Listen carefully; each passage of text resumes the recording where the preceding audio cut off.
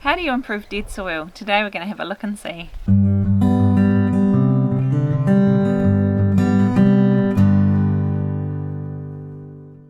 G'day there, I'm Dana from Pewakaka Valley Homestead. Today we're going to have a good look at how you can improve your soil, how to improve your soil if you think it might be dead, and other things that you can do to get your plants off to the best start. A lot of the soil around the world, unfortunately these days, is what we would consider basically dead. There's no microbiota, there's no earthworms, there's very little nutrients left in it. It's usually dry and dusty and pretty much useless. Unfortunately, that's the end result of a lot of agriculture practices that are happening these days. They don't add organic material, they're largely using salt-based fertilizers, and the earth is just tilled and tilled and tilled until it can't give any more. If the soil in your property you think might be dead, the ways to know is, one, it's really dry and cluggy. It's really wet and cluggy. When it's wet, there's very few earthworms. When you dig, it dries out to a really hard pan. Often it can crack. These are all signs that your soil needs some love. Good soil, on the other hand, supports natural life. It's full of bugs, it's full of worms, it's soft and crumbly to hold on to, it feels damp, it very seldom fully dries out. It's quite a different beast to dead dry soil. There are 6 things that really make up a really good healthy soil. The first one, and probably the most important one, is called humus or humus, or however you want to say it. This is the organic portion of your soil, so it usually makes up only 5 to 10% of your soil. Some soils are like 0%, they just have no natural organic matter left in them at all. But this is the important stuff that it can hold up to 90% of its weight in water.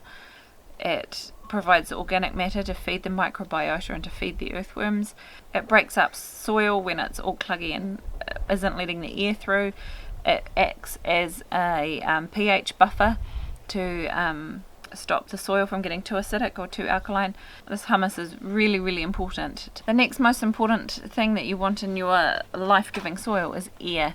Without air, the bugs, the bacteria, the plants, everything will die. So a nice healthy soil is nice and fluffy and light and has lots of pores in it that allow the air to get right down and circulate around. The third thing a living soil needs is obviously some living organisms. So this is your worms, your fungi, bacteria, all those little creepy crawly bugs. They all play a role in this big earth web that we have, and without them the soil just doesn't function properly. Your plants will starve. So we really need to be feeding these microbiota, these animals that live in the soil. Number 4 to a healthy soil is the pH. Your pH is actually, technical terms, measuring the free hydrogen atoms that are floating around. So soil that has what we call a really low pH, so that's anything under, 7 is neutral, so anything under 7 is sort of a low pH. They are on the acidic end. So natural, normal, healthy soil with plenty of organic matter will sit around 6.5 to 6.8, sometimes up to 7 on the pH score. And that's a nice healthy range. In that range, all the nutrients are available to the plants and it won't burn the roots. There's lots of benefits to keeping it in that range. If you have what's called a high pH or an alkaline soil, this is when your pH is above 7, and the downside to this is a lot of the nutrients that are usually available to plants become tied up in the soil and are no longer available to your plants to actually use. So you might have plenty, for example, calcium in the soil, but if it's all tied up, your plants can't access it. Number 5 for your healthy soil is minerals. Now the minerals is usually made up of the rock element of what we use as soil, and these tiny little particulates are what the bacteria and things break down to allow the minerals to be absorbed by your plants. So plain cold hard dirt, not necessarily soil, but dirt is usually largely made up of minerals. They can be little bits of seashell or bits of sand or bits of rock. They're all the bits that make up the minerals. And finally, the last thing that good natural soil will have is plenty of water. So with the organic matter in there, it will help retain the water and it stops it turning into a dry dust bowl or a hard caked pan. So good healthy soil should have about 20 20-25% moisture in it at all times. Now, how do you know what kind of soil you have? Well, one of the best things you can do is, one, buy yourself a testing kit, which I'll link one down below, and they ones you can get that you just do them at home yourself, and it'll give you the basics of your pH and what minerals you have. It's a really good place to start with the soil testing. If you want to, you can splash out and send your soil samples away, but for home gardens that's usually not necessary. The other thing you should do is find out what sort of actual physical soil you have, and the best way to do that, I'll put a link to the blog post below that explains it. But what you need to do is put a big scoop of your dirt that you have from your garden into a mason jar and fill it up with water and give it a really good shake, and then sit it on the windowsill and let it settle, and it will split itself naturally into the different layers. So if you want to find out about doing that yourself, check out the blog post down below. Once you know what sort of soil you are dealing with, then you're in the position to be able to start improving it. One of the more common soils along the coast where we are is sandy soil, and sandy soil tends to have very low nutrients. It drains really, really well, which is great for things like onions that want that free draining soil, but it's not very helpful during the summer when the plants can dry out, and it's not really helpful if the plants obviously need nutrients. The easiest way of improving sandy soil is to simply add plenty of organic matter. The organic matter is perfect at holding in the moisture, and of course it supplies those extra nutrients. The best thing to use will be well rotted manure and lots of compost, and if you add sort of 3 or 4 inches of compost or well rotted manure to the top of your really sandy soil and dig it in to that top, maybe sort of 6 to 8 inches, just mix it in. Generally speaking, I don't recommend tilling your soil, but when you're first setting up a garden bed, getting that organic matter into the soil is really, really beneficial. From then on, just adding 1 to 2 inches of compost every year to the top of the soil is plenty to maintain that sandy soil's nutrient value. The other soil that's very, very common around the place is clay soil. Clay soil is quite classic. It's really sticky and cluggy during the winter. It'll stick to your boots. It's really hard to dig, and then during the summer it becomes this rock hard dry pan and it gets big cracks. Clay is made up of flat particles that overlap. They hold in the moisture and they block out the air, which is why breaking up clay soil was really important if you want your plants to do well. You can mechanically dig it up, but the downside to doing that is you often end up with big clods that will set really hard. So the best way to do it is, if you're first setting up a garden bed, first time ever, obviously you're welcome to till it and stick some compost and stuff into it.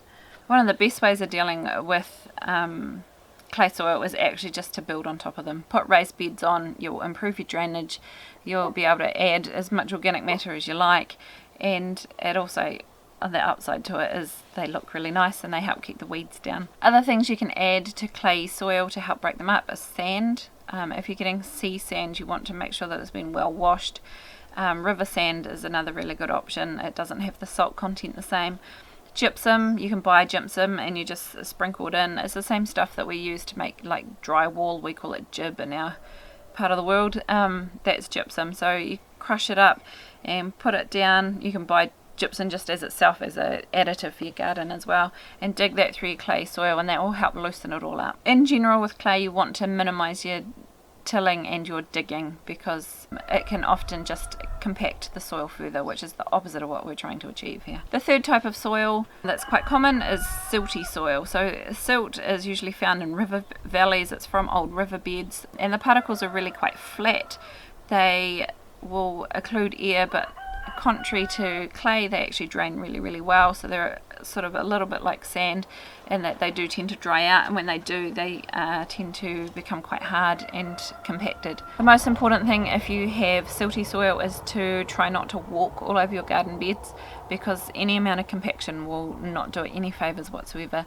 Again, the best thing you can be doing is to add plenty of organic matter. For your first time, dig that through. Thereafter, just add it on the top and let the earthworms do all the hard work. Most people's garden soils are actually a combination of the three, and the perfect soil is called a silty loam, which is a little bit of everything all in together, and you hold it and it just crumbles apart in your hand. Unfortunately, I don't have any here to show you because that's not what we're dealing with.